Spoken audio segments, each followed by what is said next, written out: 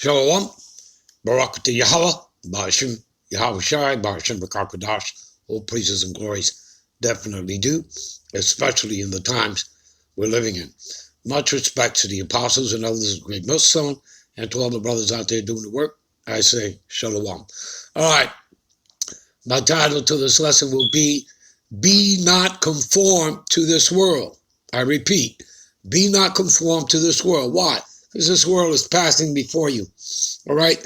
So I'm going to play a little bit of this clip here of this video. And then, of course, we're going to get into the scriptures. So without further ado, let's play the clip and then we'll get into the scriptures. All right. Shalom.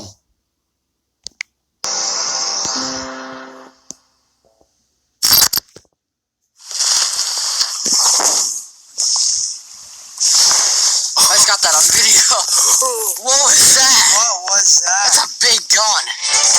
Yeah, the boom heard round Central New York. Good evening, everyone. I'm Christy Casciano. That humongous boom rattling the region.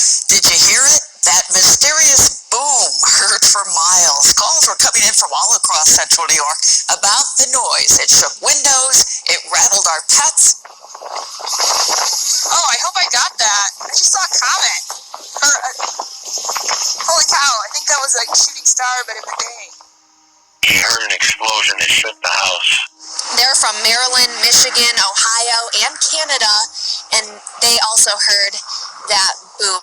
If you felt a boom on Wednesday and can't describe it, you're not alone. Scientists say a meteor broke apart somewhere over Syracuse, New York around noon, and the resulting explosion could be seen, heard, and even felt in 5 states, including Maryland. People in some areas could see a fireball.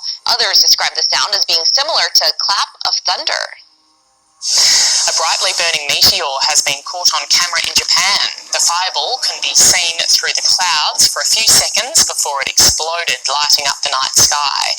A similarly bright shooting star was seen in the sky above Tokyo earlier this year. Indonesia's Mount Lewotolo has erupted, sending 4 kilometers of smoke and ash into the sky. This comes 8 years after the volcano in the island of Lemata last erupted in 2012.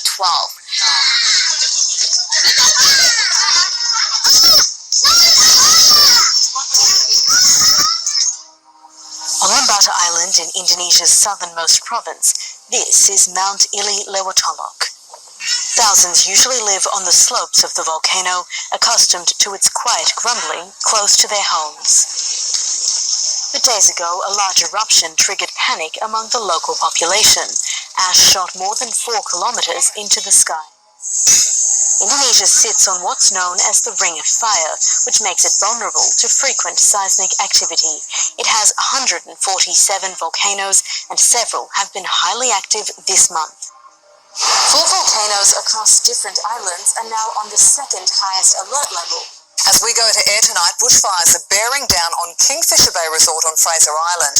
The hotel is closed, with guests ordered to get out while they still can. Fraser is now a fortress. Unless you're a resident, you can't go over.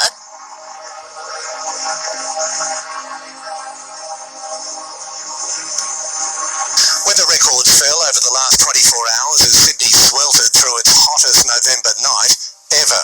Paramedics were stretched to full capacity, receiving more calls for help than the average Australia Day or New Year's Eve. Well, predominantly it's part of most parts of New South Wales. Fires are continuing to rage across the state. Yeah, Rob, just on that, I guess there's a sense that this fire season can't be anywhere near as bad as the last one. There's nothing left to burn, but that's not the case, is it? No, clearly not. Those grasslands, which make up a huge part of the state, weren't even there for the last few years. So, heat waves are not unusual in Australia at this time of year, but with late November temperatures setting records. Now to that explosive new wildfire in Southern California. It's being fueled by ferocious winds, including a gust of 95 miles an hour. It's already been a record-breaking wildfire season in California, and now fire crews are dealing with at least 3 new out-of-control wildfires.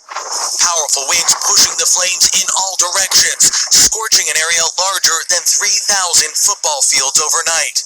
This has already been one of the worst years for wildfires in California's history. More than 4 million acres have burned statewide this year alone. Fires are also Australia, crews are working to put out brush fires burning on Fraser Island. It's the world's largest sand island. Local media reporting the fire has spread to over 197,000 acres of land. That's more than half the size of the island.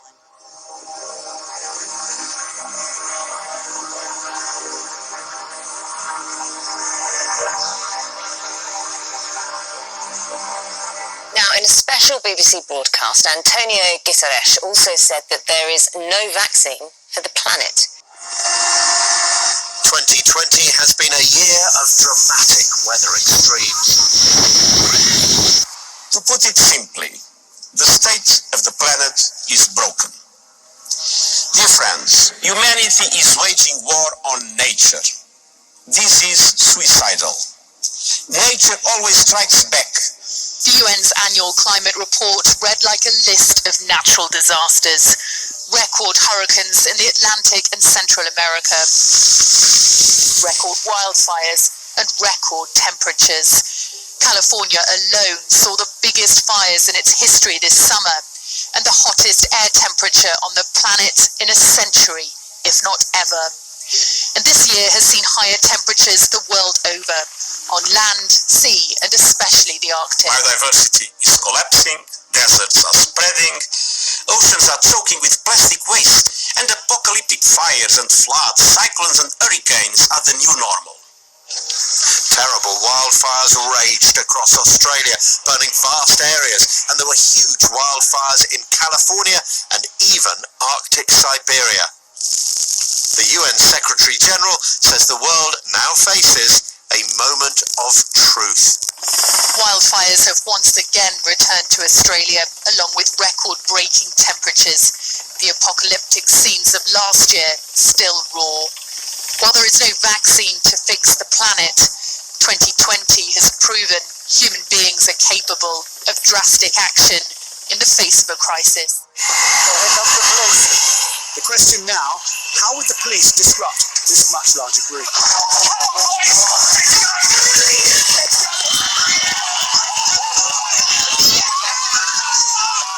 The rule of two is something they've never had to implement before.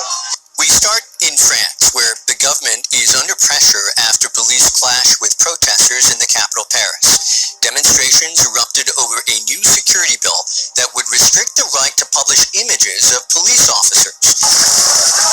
Police and demonstrators clash violently as night falls in the French capital.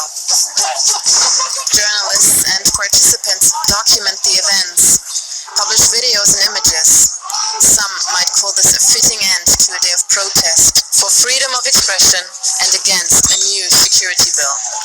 This would make it a crime to publish a photo or video of the face or any identifying element of a police officer with the intent to cause harm. The protest began peacefully. Media organizations and human rights groups organized marches across the country. Tens of thousands gathered in Paris alone.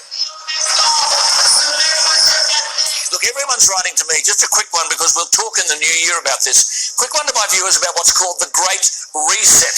Everyone's writing to me. Just a couple of thoughts on that. Well, the Great Reset is going to be the segue from the pandemic. Now that they've got everybody obedient in terms of not leaving the house and doing what they have to do, and we've seen actions from the police in Victoria which are unthinkable in this country. So there's a segue from there into making sure that we control our emissions, that we do what we're told to do with regard to the great, what they call the Green New Deal, which essentially is to pursue policies which are going to be extremely expensive and draining on economic activity. I think your words were a fascist experiment being pushed by controlling elites. I don't think that's an exaggeration. No, I don't think either.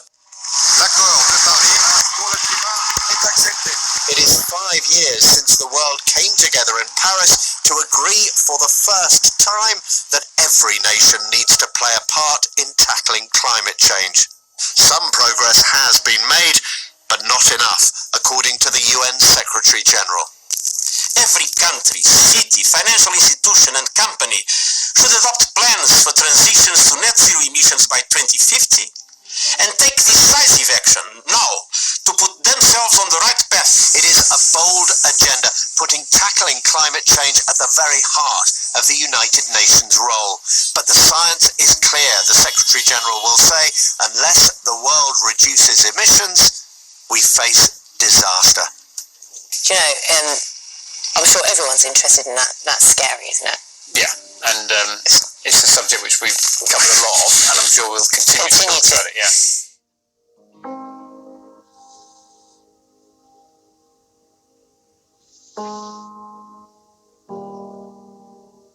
Another mysterious monolith has appeared, this time in our very own backyard in San Luis Obispo County. Well, another monolith has popped up, this time along California's central coast. It's made of stainless steel, stands roughly 10 feet tall. This is the third structure of its kind to appear in the last few weeks, and the second in the U.S. People discovered a monolith in Romania last week, around the same time its twin disappeared from a Utah park. The California structure has 3 sides, just like the one that was here in Utah. The first monolith was spotted in Utah, weeks after which another sprung up in Romania. As we enter the last month of 2020, the year is throwing a new curveball. A mysterious monolith has appeared in Atascadero. It's a great way to get people to go hiking. It's unclear who or what brought it up. The hikers have been climbing roughly 2 miles up Pine Mountain all day to take a look. Some think it's just an artist at work. Others have theories that are, well, out of this world.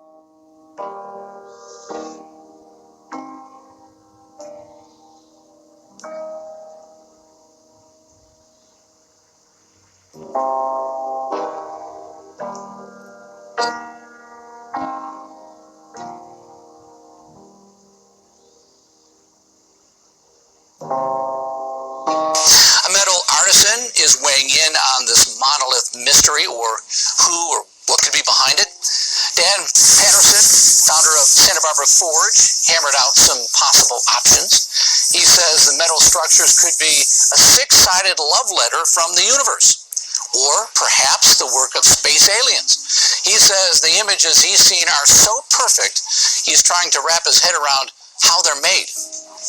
Could be very difficult. You know, we're getting into the mysteries of, like, say, maybe Stonehenge, how they might have done that. I see this as really part and parcel of that kind of oddity that the Earth throws at us that we just don't have an explanation for. And Patterson and his crew specialize in custom, heirloom quality gates, railings, and other metal pieces, but so far they say no orders for a metal monolith.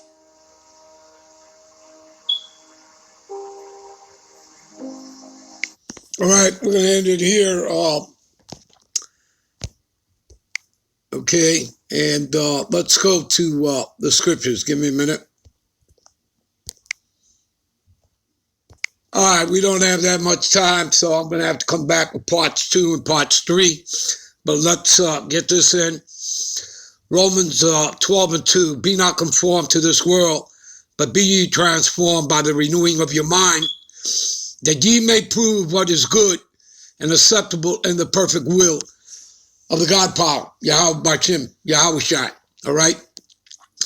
Now, as you watched the video, you saw that these people talk about, talking into the future, 2050, whatever the case is, this and that.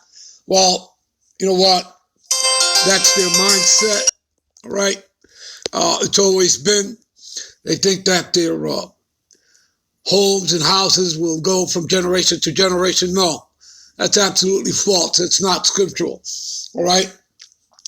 There is a boundary that Esau cannot pass, all right? And you read that in Job 14:5, all right? So his kingdom is no different than any previous kingdom, whether the Babylonian, whether the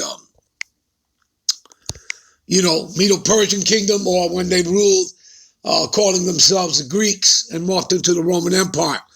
It's all temporary, all right? Anyway, we'll be right back with part 2, be not conformed to this world. Shalom.